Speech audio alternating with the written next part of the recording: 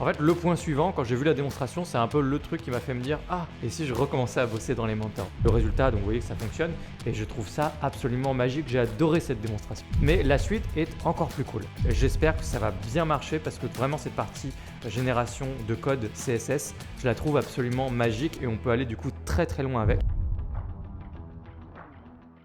J'ai testé Elementor AI et vous pouvez le tester aussi, je vous en parle dans cette vidéo et vers la fin de la vidéo, je vais également vous donner son prix. Alors on est parti pour un test d'Elementor AI, donc génération de texte, de CSS et d'HTML. Pour rappel, dans la précédente vidéo, je vous ai annoncé Elementor AI et son arrivée, je n'avais pas eu l'occasion de le tester, mais depuis j'ai reçu la version alpha directement des équipes d'Elementor.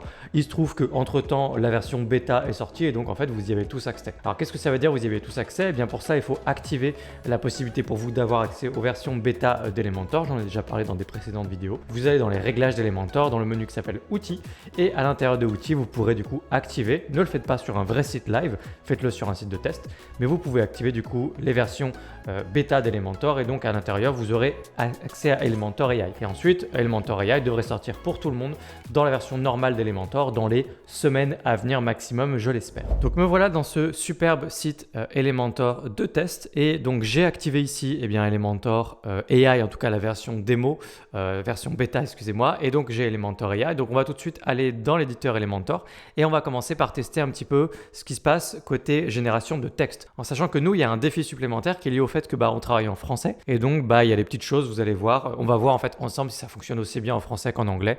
Voilà, je vais vous en parler tout de suite. On clique sur modifier avec Elementor et donc Elementor AI est absolument accessible n'importe où, et donc vous pouvez aller partout dans votre page au niveau de texte, au niveau d'image, et vous allez voir qu'en fait ils l'ont vraiment intégré partout, donc c'est assez intéressant. Et en même temps il y a plein d'endroits où ça servira pas à grand chose à mon avis, mais je vais vous donner mon avis de façon plus globale sur le produit et est-ce que ça fait sens ou pas.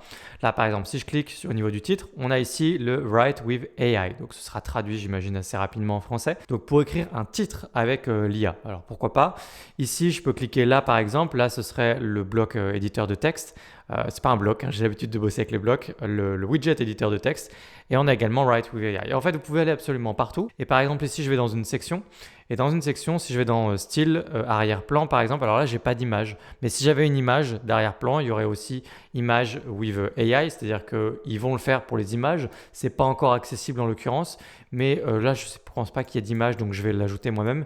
Si j'ajoute un bloc image, vous voyez qu'ici, il y a rien du tout pour l'instant, mais il y a le petit logo et donc à terme on pourra générer aussi directement des images avec Elementor AI. C'est pas le cas actuellement, donc c'est vraiment une technologie similaire à Midjourney par exemple, c'est-à-dire on fait un prompt, on fait une demande et on a directement une image qui nous est servie comme ça directement sur la base de ce qu'on lui a demandé. Donc ça c'est ce qui va arriver, j'espère que ça arrivera assez rapidement. Et finalement si on se rend dans le widget appel à l'action et qu'on se balade ici dans contenu, regardez, on a le Elementor AI absolument partout, donc là pour l'image, donc c'est pas encore accessible, mais également pour le titre, la description, le texte du bouton, j'ai cru qu'ils allaient le mettre pour le lien, mais là c'est pas le cas, ou dans le ruban.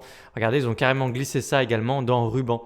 Le petit ruban, vous savez, c'est le petit élément qui pourra apparaître comme ça dans un appel à l'action. Bref, il y a absolument ça partout. Et donc, de mon point de vue, c'est assez intéressant parce que vous allez voir assez rapidement, cet outil s'adapte vraiment, s'adresse vraiment aux freelancers, aux professionnels, beaucoup plus, je trouve. Et donc, ça peut être assez intéressant en matière de gain de productivité. Par contre, il y a plein d'endroits où c'est quand même passablement inutile au niveau des titres, etc. À voir à quel point, justement, ça tient vraiment compte de tout le contexte de la page pour nous générer des idées de titres qui sont pertinents. Mais je pense qu'on n'en est pas encore là. C'est encore les prémices. C'est loin d'être parfait. Et donc, pour l'instant, c'est vraiment un petit plus, un bonus dans l'expérience globale d'Elementor. Mais ce n'est pas un outil que vous allez utiliser jour et nuit, tout le temps, dormir avec et ne plus pouvoir vous en passer. Vraiment, pour l'instant, je trouve qu'on est sur des petits bonus. Mais on va s'en rendre compte davantage. On va faire un premier exemple justement de génération de texte. Alors, on va se mettre par exemple, ici, au niveau du texte. Et puis, je vais vraiment générer un texte avec Write with AI ici. Donc, pour ça, je vais d'abord supprimer le lorem ipsum. Et ensuite, on clique sur Write with AI et je vais lui copier-coller un prompt que je me suis mis de côté. Alors, vous voyez que vous avez un certain nombre de prompts qui vous sont suggérés par défaut. Là, il y a les 3 petits points, c'est pour dire que ce sera à vous de compléter justement le prompt en question. Et évidemment, les suggestions par défaut pour l'instant sont en anglais. Donc, ne les utilisez pas si vous bossez en français, c'est pas possible. Par contre, vous pouvez donc écrire votre prompt en français. Donc, moi, c'est ce que j'ai fait ici, créer une section à propos pour décrire nos 10 ans d'expérience en manucure. C'était un test que j'ai fait. On va le retester ensemble, générer texte. Je pense que chaque résultat est un peu différent si ça fonctionne vraiment de manière similaire à ChatGPT. Et pour tout vous dire, tout à l'heure, le résultat était quand même assez mitigé pour moi. Donc, on va regarder un peu le résultat ensemble. Depuis plus de 10 ans, notre entreprise spécialisée dans la manucure est devenue une référence dans le domaine. Notre équipe dévouée de professionnels passionnés est fière d'offrir un service de qualité inégalée. Voilà, on est vraiment sur ce qu'on appelle des filler words en anglais, c'est-à-dire des mots qui sont vraiment là pour boucher les trous, pour combler, pour meubler. Mais ça se sent peut-être un petit peu trop. Donc on est quand même sur une écriture que moi je trouve relativement pauvre. En même temps, vous me direz, il y a plein de sites qui écrivent pas mieux que ça, certes. Mais en tout cas, si vous avez un vrai rédacteur sur le coude ou si vous-même vous écrivez et que vous faites ça pas trop mal, vous pouvez vite écrire mieux que ça, clairement. Donc bon, ça c'est un exemple. N'hésitez pas à faire pause si vous voulez lire l'exemple et on va regarder nous ce qu'on peut faire à partir de ça. Si on regarde juste en dessous, en fait, on a un certain nombre d'actions qui sont vraiment des petites actions qui vont faire la différence, en tout cas qui vont vous rendre le produit intéressant à vos yeux par rapport à juste utiliser ChatGPT. Peut-être en matière d'aller vite, de générer un prompt, hop, un texte, ensuite de changer le ton rapidement, etc. C'est assez intéressant. Évidemment, vous pouvez faire strictement la même chose dans ChatGPT, c'est-à-dire que vous avez un texte que vous générez dans ChatGPT, puis vous demandez à un moment à ChatGPT de faire le texte plus court, plus long, de corriger ou de simplifier le langage ou de changer le ton, etc. Donc, on est vraiment sur une interface à l'intérieur d'Elementor et c'est pour ça que vous payez pour ce produit, c'est pour gagner du temps et en productivité et vous allez voir aussi sur d'autres aspects, mais pas le texte. Le texte, c'est vraiment ce que je vous dis là. Pour d'autres aspects, par contre, ça devient vraiment intéressant, notamment la génération de CSS. Donc ici, on peut par exemple tester de le rendre plus court parce que là, je voulais pas un texte aussi long. Donc je vais le dire make it shorter.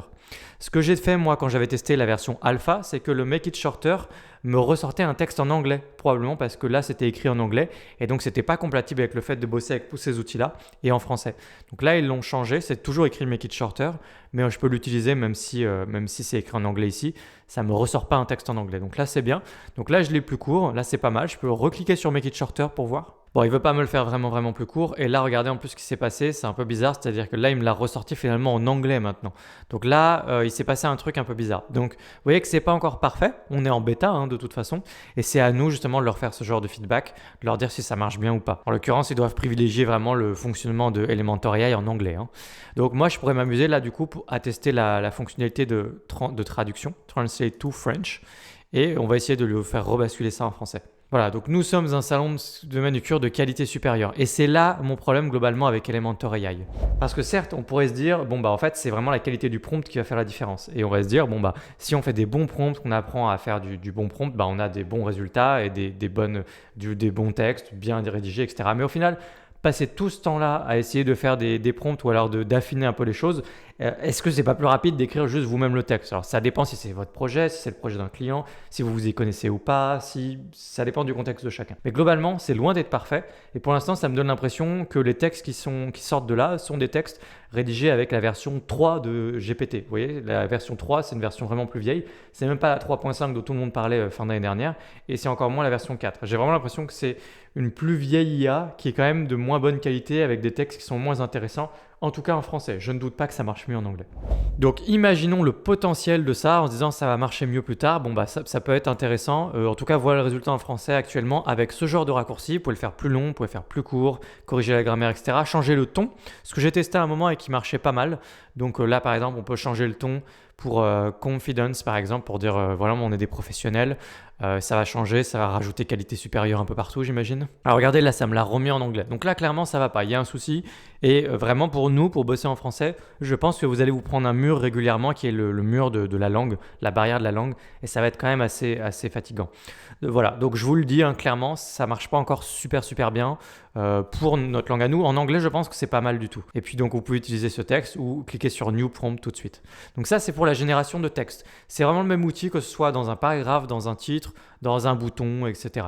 Donc vous avez une idée, vous pouvez vous faire une idée, faire vos propres tests et peut-être faire un retour dans l'espace commentaire de est-ce que vraiment prendre le temps d'affiner un peu les prompts qu'on met dedans, est-ce que ça change tout? Parce que je veux bien croire. Et donc là, si je clique sur le titre, on va aller maintenant dans avancer, puis on va tester la génération de CSS qui était vraiment le truc le plus intéressant. Et là, on voit qu'il y a un certain nombre de prompts qui sont suggérés par défaut, y compris quelque chose que j'avais moi-même testé, qui n'était pas là, je pense, par défaut, qui était le fait de vouloir mettre un arc-en-ciel animé à l'intérieur du texte. Je voulais faire un petit truc rigolo comme ça. Et je vois que là, il est là par défaut. Donc, on va le tester tout de suite ensemble. Rainbow Colored Animated Text Gradient. Et il y a bien écrit Animated. J'insiste parce que je l'ai déjà testé. Et la première fois, ça n'a pas marché. C'est-à-dire qu'il y avait effectivement un arc-en-ciel, mais ce n'était pas animé. Donc, je vais le retester pour voir ce qui se passe. Generate Code. Voilà, donc on a le code CSS. Je vais cliquer sur Insérer. Et donc, on a un très joli arc-en-ciel, mais il n'est pas animé. Alors, dans le doute, je me permets de regarder le résultat en dehors de l'éditeur Elementor, parce que des fois, c'est un petit peu différent. Et on va regarder si c'est animé. Et on voit que ce n'est pas animé. Alors, les gens les plus aguerris d'entre vous verront dans le code CSS sans doute qu'il manque ce qu'il faut pour que ce soit animé, etc. Mais en tout cas, dans le prompt, dans l'idée, c'était quand même clairement écrit animated, donc je ne vois pas exactement le match entre le prompt et le résultat. Ça me semble pas bon. Donc, j'ai déjà réussi à faire de l'animation d'arc-en-ciel. J'ai déjà réussi à le faire et j'avais tapé un texte qui était beaucoup plus long en prompt. Donc, je supprime ça, je recommence. Et vous pouvez tout taper. Vous pouvez taper en français, évidemment. Moi, je l'avais fait en français. Donc, on peut réessayer ensemble. Voilà, alors j'ai fait un prompt sans prétention. Je n'ai pas pris le temps d'y réfléchir vraiment. J'ai tapé « Je veux les couleurs d'un arc-en-ciel animé dans le fond des lettres de mon titre ». On clique sur « Generate Code » et puis on voit ce qui se passe. J'insère directement le code CSS. OK, inséré. Et là, c'est pareil. Donc, je vais faire « Mettre à jour ». Et puis, on va actualiser. On va voir si c'est animé. Et malheureusement, ce n'est pas animé, donc il faudrait lui expliquer autrement. Et donc, en fait, j'ai fait tout un certain nombre de tests déjà. Il y a des choses qui marchent, il y a des choses qui marchent moins bien. Globalement, le message que je vais vous faire passer, c'est que ce n'est pas magique. Hein, ça ne va pas tout faire à votre place. Et des fois, savoir faire le bon prompt, ça veut dire qu'en fait, vous vous y connaissez un peu plus en CSS. Et quand vous y connaissez un peu plus en CSS, vous faites un meilleur prompt et vous avez un meilleur résultat. Autrement dit, ce n'est pas non plus 100% fait pour les gens qui ne connaissent pas du CSS et donc qui ne savent pas coder. Quand je dis coder, je parle à minima de CSS. Là, si on clique sur Code with AI, vous pouvez tester absolument n'importe quoi. Moi, j'ai testé un certain nombre de choses. Ça marchait une fois sur deux, ce que j'essayais. Plus vous essayez des trucs simples et plus ça marche. Plus vous essayez des trucs compliqués et plus ça ne va pas vous faire non plus des miracles. Et vraiment, j'insiste, ce n'est pas un outil qui est miraculeux. C'est un outil qui peut vous faire gagner du temps si vous savez déjà ce que c'est du CSS. Donc là, je peux tester éventuellement autre chose. Par exemple, on hover, animate. Donc là, un petit effet qui va avoir lieu au survol de la souris. On va grossir le texte de 20% et le mettre en rotation un petit peu de 10 degrés. Testons ça tout de suite. Generate Code. Ça, je l'avais testé et ça marche. Donc l'idée, c'est en fait de vous faire gagner du temps pour ceux qui utilisent déjà du code CSS et d'être capable de rapidement générer le code dans le contexte directement avec le bon sélecteur, etc. Et de gagner du temps à ce niveau-là. Pas pour faire des choses extraordinaires, pour faire des choses assez basiques, mais où vous auriez quand même besoin de code CSS à la base. Donc là, je passe ma souris au survol et l'effet fonctionne très très bien. Voilà, donc ça, c'est juste pour les quelques exemples de prompt qu'il y a par défaut. À vous de l'utiliser pour des choses qui sont encore une fois beaucoup plus simples. Des fois, il y a un endroit, je veux une ombre, un arrondi, etc. Il n'y a pas les outils dans Elementor directement. Ce genre de scénario. Faire des choses très compliquées, ça ne le fera pas. Hein. Ça ne fera pas des miracles sur votre site, encore une fois. Et puis sinon, il y a également la partie HTML. On ne va pas s'attarder dessus, ce n'est pas super intéressant pour nous. Il faut juste comprendre que vous pouvez le faire dans HTML, le widget HTML. Il y a Code with AI. Et ici, on va avoir des prompts qui sont différents, qui sont liés à justement générer du code HTML, iframe, là pour embed un widget Spotify, Analytics, Facebook Pixel, ou ici, tout un petit code HTML pour intégrer un PDF à cette page. Je l'avais testé, on peut le tester rapidement. Là, c'est pareil, je me contente de tester les prompts qui sont déjà là. Encore une fois, vous pouvez taper ce que vous voulez et le tester en français. Chaque fois que je fais des tests en français, j'avais un résultat. Hein, de toute façon, vous pouvez bosser en français et générer le code. Et du coup, c'est à vous de mettre l'URL du PDF en question. Il ne va pas l'inventer pour vous, mais il vous donne le code juste ici pour intégrer votre PDF là. Et vous voyez que vous avez juste à changer l'URL de votre PDF juste ici, que vous pouvez récupérer depuis l'onglet Média de WordPress par exemple. Et vous avez intégré un PDF ici par exemple. Ça, c'est pour le fait que vous puissiez générer donc du code HTML. Donc on a du code HTML, du code CSS, du texte et bientôt des images, ce qui sera évidemment très très important. Donc conclusion avant de parler du prix, c'est vraiment un outil de productivité pour les gens qui savent déjà coder du CSS par exemple, pour la partie la plus intéressante, parce que clairement le texte, on a même ChatGPT en version gratuite qui fait selon moi peut-être un meilleur taf que ce qu'on trouve à l'intérieur actuellement en version française, j'insiste. Je vois pas l'intérêt de vous faire un retour d'expérience sur en anglais, ça ne nous concerne pas a priori. Donc voilà, en français c'est quand même pas dingue pour le texte, même si de temps en temps il y a des prompts qui étaient corrects, il y a des résultats qui étaient corrects, mais globalement avoir du correct une fois de temps en temps, est-ce que ça justifie de payer un outil en plus? Je ne pense pas. Donc génération de CSS, oui, et surtout pour les gens qui savent déjà, qui connaissent déjà du CSS, ça va vous faire gagner pas mal de temps, ou les gens qui sont capables de bricoler, bidouiller, freelancer, vous côtoyez du CSS au quotidien, même si vous n'avez pas trop appris, vous voyez un peu ce que c'est, et à vous, ça peut clairement vous servir, ce genre de profil-là. Mais les gens qui débutent complètement et qui ne savent pas ce qu'ils font, Elementor AI me semble pas forcément être un produit très intéressant pour vous, sauf si vous voulez vous essayer à la génération de texte directement dans Elementor sans rédiger vous-même, déjà la base, ou alors utiliser ChatGPT par exemple en version gratuite. Le prix, eh bien en fait, vous avez juste à cliquer sur mettre à niveau ici et on va arriver sur une page avec le pricing d'Elementor AI. Et c'est une très bonne surprise parce qu'en fait, on est sur un tarif qui est très abordable. On est sur 3 $ par mois aujourd'hui, en tout cas c'est le prix pour démarrer. Et vous avez un accès limité, donc ce n'est pas limité à un nombre de crédits, etc. Vous pouvez juste utiliser Elementor AI ensuite autant que vous voulez. Texte, images, j'espère bientôt, CSS, HTML. Et donc, on est sur du 36 $ par an. Et donc, je trouve que c'est très abordable et donc ça peut être très intéressant parce qu'on est vraiment sur le prix d'une petite extension WordPress pas chère. Pour les professionnels en particulier ou les gens qui passent pas mal de temps dans WordPress et dans Elementor, vous pouvez ensuite bricoler pas mal de choses avec, avoir accès aux innovations, à tout ce qu'ils vont apporter de plus dans les mois à venir pour que le CSS peut-être marche mieux, peut-être qu'ils intègrent une meilleure IA, peut-être pour la génération de texte, etc. Mais je pense vraiment, comme on est sur une bêta, que c'est le début, je pense qu'ils vont faire que améliorer le produit. Et pour ce prix-là, au moins pour la génération de CSS, ça peut largement valoir le coup, surtout si vous passez une partie de votre vie dans WordPress. Qu'est-ce que vous en pensez d'Elementor AI? Est-ce que vous l'avez testé? Encore une fois, vous avez accès vous aussi à la version bêta, n'hésitez pas. Dites-moi ce que vous en pensez dans les commentaires. Faites un retour d'expérience sur le français. Est-ce que vous avez constaté une bonne différence entre la qualité des prompts qu'on rédige en français pour avoir vraiment de bons textes? Parce que moi, quand je teste, globalement, c'est pas non plus dingue en français en tout cas. Et pour la génération de CSS, c'est très intéressant, mais vous devez savoir un minimum ce que vous faites. Ça ne va pas faire des miracles, ça ne va pas faire des animations de folie sur votre site. C'est vraiment une assistance pour pouvoir générer plus rapidement des animations, des petites personnalisations de design, des choses que vous n'auriez pas forcément directement dans Elementor. Et là, tac, d'un seul coup, vous avez très facilement un outil qui peut vous générer au bon endroit et tout, parce que c'est pas toujours évident de faire en tout cas, il faut apprendre comment faire du code CSS en visant le titre, l'image, etc., ce qu'on appelle les sélecteurs. Tout ça, en fait, finalement, vous n'avez même plus besoin de vous occuper de tout ça. Dans le contexte directement de votre éditeur Elementor, vous avez du CSS qui est généré comme il faut et appliqué au bon endroit, etc. Et en vrai, c'est quand même un outil intéressant, je trouve. Donc rien que pour ça, je pense que ça peut valoir le coup de payer pour Elementor AI, surtout à ce prix-là. Voilà, qu'est-ce que vous en pensez? Dites-le moi en commentaire et n'hésitez pas à vous abonner à cette chaîne si ce n'est pas déjà fait pour voir les prochaines vidéos concernant WordPress. Si vous voulez vous former à WordPress, j'ai un catalogue de formation, vous trouverez le lien dans la description de cette vidéo.